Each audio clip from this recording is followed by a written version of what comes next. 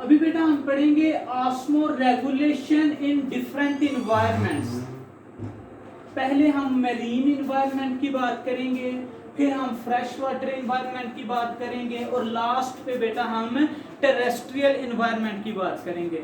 मैंने आपको पहले ही बताया था कि दो तरह के बेटा मेन हैबिटेट में हमने बात करनी है, एक्वेटिक में और टेरेस्ट्रियल में।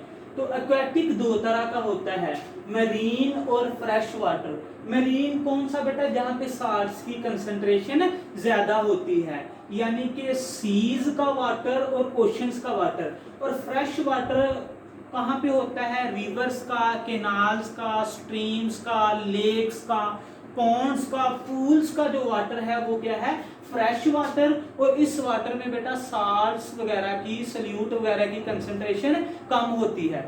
तो पहले फर्क समझ लें कि एक्वेटिक इन्वायरमेंट दो तरह का होता है, मैरीन इन्वायरमेंट और fresh water environment. Marine water में बेटा साल्ट्स की कंसंट्रेशन ज्यादा होती है और फ्रेश वाटर में साल्ट्स की कंसंट्रेशन मैरीन की निस्बत कम होती है। मैरीन वाटर पाया जाता है सीज में और ओशंस में, ठीक है, और फ्रेश वाटर पाया जाता है केनाल्स में, स्ट्रीम्स में, पॉन्ड्स में, पूल्स में, रिवर्स में। तो अभी हम पढ़ेंगे कि मैरीन वाटर में बेटा जो एनिमल्स रह रहे हैं वो ऑस्मो रेगुलेशन कैसे करते हैं, और जो फ्रेश वाटर इन्वायरमेंट में रह रहे हैं वो ऑस्मो रेगुलेशन कैसे करते हैं। First of all we will study the osmoregulation in marine environment. तो यहाँ पे बेटा मैं दो तरह के एनिमल्स को डिस्कस करूंगा, एक इनवर्टिब्रेट्स और दूसरे vertebrates. You will know the difference between them. Invertebrates बेटा वो वाले एनिमल्स होते हैं जिनमें वर्टिब्रल कॉलम मौजूद नहीं होता, जिनमें रीढ़ की हड्डी मौजूद नहीं होती। और हमारे ज्यादातर फाइलम्स वो कौन से हैं, इनवर्टिब्रेट्स के, मास वाई किसके, फाइलम कॉर्डेटा के, ठीक है। और वर्टिब्रेट्स वो हैं जिनमें वर्टिब्रल कॉलम मौजूद होता है, जिनमें रीढ़ की हड्डी मौजूद होती है। तो इनवर्टिब्रेट्स और वर्टिब्रेट्स कैसे ऑस्मो रेगुलेशन करते हैं, किसमें भी, मैरीन एनवायरनमेंट में, इसकी हमने बात करनी है।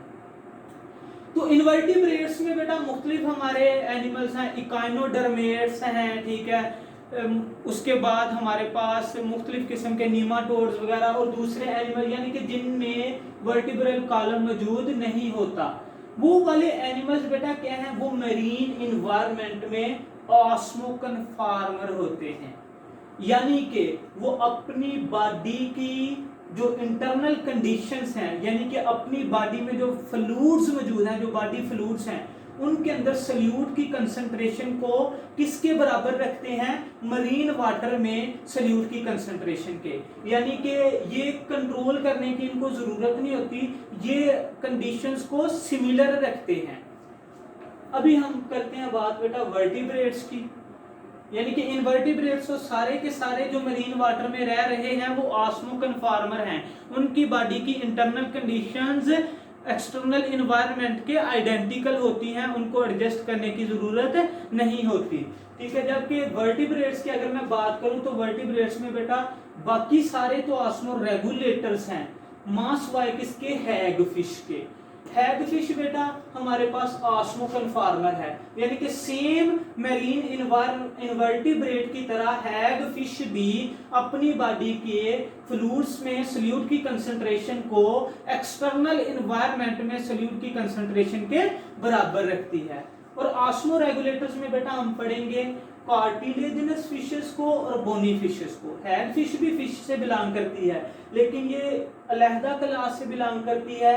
और दूसरी दो मजीद क्लास है बेटा हमारे पास, कार्टिलेजिनस फिशेस और बोनी फिशेस। कार्टिलेजिनस फिशेस वो होती हैं जिनके अंदर बेटा कार्टिलेज मौजूद होता है, यानी कि कनेक्टिव टिश्यू जो है वो कार्टिलेज होगा, बोन इनके अंदर मौजूद नहीं होती। और बोनी फिशेस वो जिनके अंदर कार्टिलेज मौजूद नहीं होगा बल्कि बोन मौजूद होगी। ये बिलोंग करती हैं क्लास कॉन्ड्रिक थीज से और ये बिलोंग करती हैं क्लास ओस्टिक थीज से।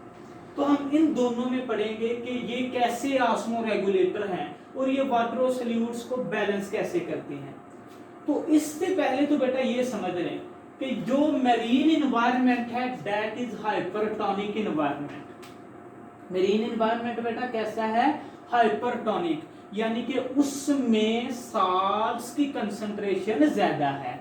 और इन एनिमल्स जो मरीन इन्वायरमेंट में रह रहे हैं उनकी बॉडी कंडीशंस कैसी हैं, हाइपोटोनिक, यानी कि उनके अंदर साल्ट की कंसंट्रेशन कम होती है नेचुरली।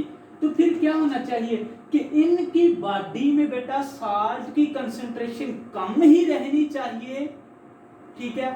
और अगर इनकी बॉडी में साल्ट्स ज्यादा हो जाते हैं तो ये उन साल्ट्स को रिलीज करना चाहिए इनको। और दूसरा इनको क्या करना चाहिए कि अपनी बॉडी में वाटर की एक सूटेबल अमाउंट रखनी चाहिए। क्यों? ताकि इनका एनवायरनमेंट हाइपोटोनिक रह सके, इनके अंदर वाटर की एक सूटेबल कंसंट्रेशन रह सके। क्लियर बेटा? मैंने क्या बताया है कि मरीन इन्वायरमेंट कैसा है कि इस इन्वायरमेंट में वाटर के लिहाज से सल्यूट्स की कंसंट्रेशन ज्यादा होती है, जबकि जो एनिमल्स इस इन्वायरमेंट में रह रहे हैं उनकी बॉडी में सल्यूट्स की कंसंट्रेशन नेचुरली इन्वायरमेंट की निस्बत कम होनी चाहिए, और ये कम रखने के लिए ही कोशिश करते हैं। कोशिश कैसे करते हैं कि अगर इनकी बॉडी में साल्ट्स की कंसंट्रेशन ज्यादा हो जाती है तो वो उसको रिलीज करते हैं और वाटर को ये अपनी बॉडी में ज्यादा से ज्यादा कंसंट्रेट करते हैं ताकि एनवायरनमेंट इनका हाइपोटोनिक रह सके। तो अगर बेटा मैं कार्टिलेजिनस फिशेस की बात करूं तो पहली चीज तो ये है कि ये क्या करती हैं, इनकी जो किडनीज हैं वो क्या करती हैं जी, वो कंसंट्रेटेड यूरिन बनाती हैं। कंसंट्रेटेड यूरिन का मतलब क्या है जी कि ऐसा यूरिन जिसमें सल्यूट्स की मकदार ज्यादा हो और वाटर जिसमें कम रिलीज किया जाए, यानी कि इनमें बेटा साल्ट्स वगैरह को, सल्यूट्स वगैरह को किडनी बॉडी में रीअब्सॉर्ब नहीं करवाती बल्कि क्या करती है, रिलीज करवा देती है आउट ऑफ द बॉडी। तो पहली चीज बेटा मैंने क्या बताई कि कार्टिलेजिनस फिशेज में जो किडनीज मौजूद हैं, ये किडनीज बेटा क्या करती हैं, कंसंट्रेटेड यूरिन बनाती हैं। कैसे कि ये साल्ट्स वगैरह को, सल्यूट्स वगैरह को रीअब्सॉर्ब नहीं करवाती। ये हम आगे जाके बेटा जब हम एनिमल्स के केस में एक्सक्रीटरी सिस्टम को पढ़ रहे होंगे तो हम देखेंगे किडनी का एक फंक्शन ये भी होता है कि ये बॉडी में सल्यूट्स की कंसंट्रेशन को बैलेंस रखने के लिए कुछ सल्यूट्स को रीअब्सॉर्ब करती है ग्लोमेरुलस के जरिए, लेकिन इन केस में बेटा किडनीज रीअब्सॉर्प्शन नहीं करती। तो जिसके नतीजे में क्या होता है कि सारे सल्यूट्स को, सारे के सारे साल्ट्स को रीअब्सॉर्ब करवाने की बजाय बॉडी से बाहर रिलीज करवा दिया जाता है। दूसरी चीज बेटा क्या की जाती है कि इनके गिल्स जो हैं वो भी क्या करते हैं, ठीक है, वो एक्टिवली यानी कि एटीपी को यूज करते हुए वो अपने में से जो एक्सेसिव साल्ट्स हैं उनको रिलीज करते रहेंगे। तीसरी चीज जो है बेटा वो इनके रेक्टल ग्लैंड्स हैं, ठीक है। गिल्स के ऊपर एक किस्म के ग्लैंड्स मौजूद हैं, डक्ट रखने वाले ग्लैंड्स, ठीक है, उन्हें क्या कह रहे हैं हम जी, रेक्टल ग्लैंड्स। और इन रेक्टल ग्लैंड्स का काम भी क्या है कि बॉडी में से एक्सेसिव साल्ट्स को गैदर करना, जमा करना और फिर उनको बॉडी में से बाहर रिलीज करवा देना। काम बेटा इनमें क्या करने की जरूरत है कि साल्ट्स को बाहर निकालना है। तो तीनों जो स्ट्रक्चर्स हैं ये तीनों काम किस लिए कर रहे हैं, साल्ट्स को रिलीज करवाने के लिए। इसके अलावा बेटा कुछ कार्टिलेजिनस फिशेस ऐसी होती हैं कि वो अपने इन्वायरमेंट में यानी कि अपनी बॉडी की जो इंटरनल कंडीशंस हैं उनको स्टेबल रखने के लिए, उनको बैलेंस रखने के लिए क्या करती हैं कि उनकी बॉडी में ज्यादा साल्ट ना आ सकें।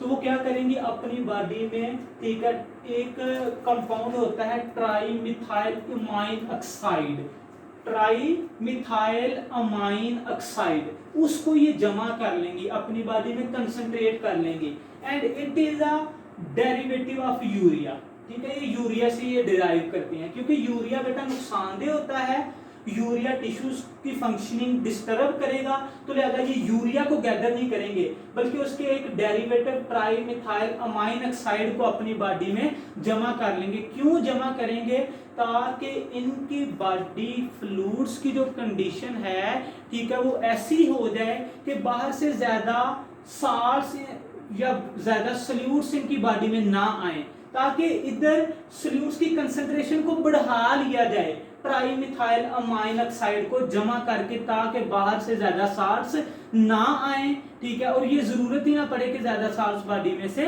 बाहर रिलीज करवाए जाएं।